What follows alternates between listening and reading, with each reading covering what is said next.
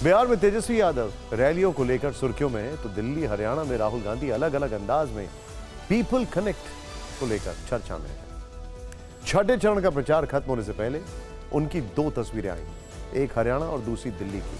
24 घंटे के अंदर दोनों जगह उन्होंने लोगों के बीच में जाकर सीधे कनेक्ट किया है। 10 सीटों वाले हरियाणा में वो टेम्पो में सवार होकर लोगों से बातचीत करते नजर आए, तो 7 सीटों वाली दिल्ली में मेट्रो के अंदर सफर करते नजर आए। इस तरह उन्होंने कुल 17 सीटों पर वोटरों को साधने की कोशिश की है, जहां 25 मई को वोटिंग होनी। 1 मिनट 11 सेकंड के इस वीडियो में अगर आप गौर करें तो उन्होंने अडानी और टेम्पो का कनेक्शन जोड़ते हुए प्रधानमंत्री मोदी पर भी तंज किया। आपको याद होगा, पीएम मोदी ने कुछ दिन पहले कांग्रेस पर इसी टेम्पो के बहाने बड़ा हमला बोला था।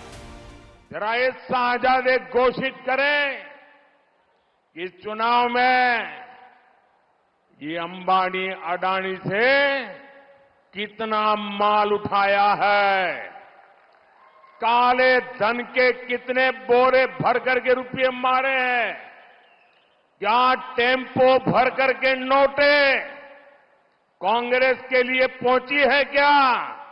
हरियाणा टेम्पो यात्रा के बाद राहुल गांधी का अगला पड़ाव दिल्ली मेट्रो बनी।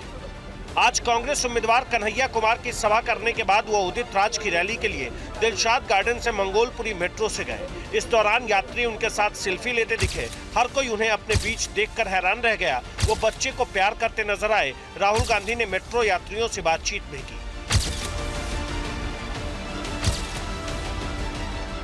दिल्ली में प्रचार के दौरान ही वो लंच के लिए आंध्र भवन पहुंचे। पार्टी नेता केसी वेणुगोपाल और बाकी लोगों के साथ उन्होंने यहां खाना खाया। जब वो चलने लगे तो यहां भी लोगों ने उनके साथ सेल्फी खिंचवाई। वैसे राहुल गांधी ने दिल्ली मेट्रो में पहली बार सफर नहीं किया। इससे पहले पिछले साल 4 अक्टूबर को वो इसी तरह मेट्रो यात्रा कर चुके हैं। राहुल गांधी के पीपल कनेक्ट का ये अंदाज पिछले साल कर्नाटक विधानसभा चुनाव के दौरान भी कई बार देखा गया। पिछले साल 8 मई को बेंगलुरु में उन्होंने एक बस में वर्किंग महिलाओं के साथ सफर किया, उनका हाल जाना।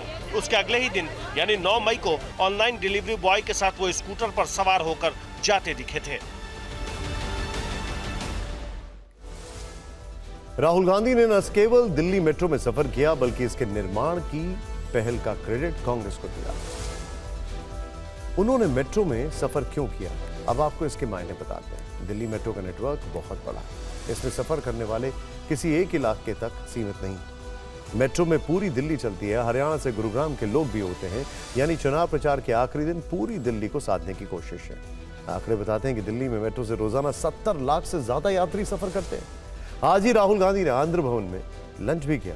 एक अनुमान के मुताबिक दिल्ली में करीब 30 लाख दक्षिण भारतीय हैं। राहुल गांधी लोगों को साधने के लिए हर तरह का प्रयास कर रहे हैं, ताकि जनता में यह मैसेज दिया जा सके कि कांग्रेस और राहुल गांधी गरीबों और जनता के हितैषी हैं। राहुल गांधी के अलावा गांधी परिवार से जुड़ा एक और अहम व्यक्ति आज पहली बार चुनाव प्रचार में उतरा। बीजेपी नेता और सुल्तानपुर के पूर्व सांसद वरुण गांधी अपनी मां के लिए चुनाव प्रचार करने सुल्तानपुर पहुंचे। टिकट कटने के बाद वरुण गांधी ने पहली बार किसी लोकसभा क्षेत्र में चुनाव प्रचार किया। वरुण गांधी ने यहां कई छोटी छोटी सभाओं को संबोधित किया और कहा कि पूरे देश में चुनाव हो रहा है, लेकिन एक ही क्षेत्र है जहां के लोग अपने सांसद को सांसद जी या मंत्री जी नहीं कहते, बल्कि माता जी कहकर पुकारते हैं। आज वो अपनी मां के लिए नहीं, सुल्तानपुर की मां के लिए समर्थन जुटाने लगे। मां जो होती है वो परमात्मा के बराबर एक शक्ति होती है, क्योंकि जब पूरे दुनिया साथ दे या ना दे, मां कभी साथ नहीं छोड़ती।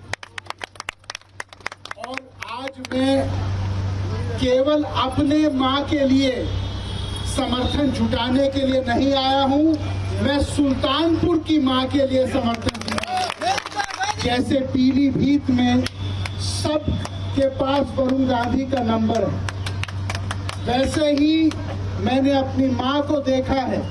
11, 12 बजे रात को किसी का भी फोन आता है तो उठाती हैं और उसके समस्या का समाधान करने का प्रयास करती।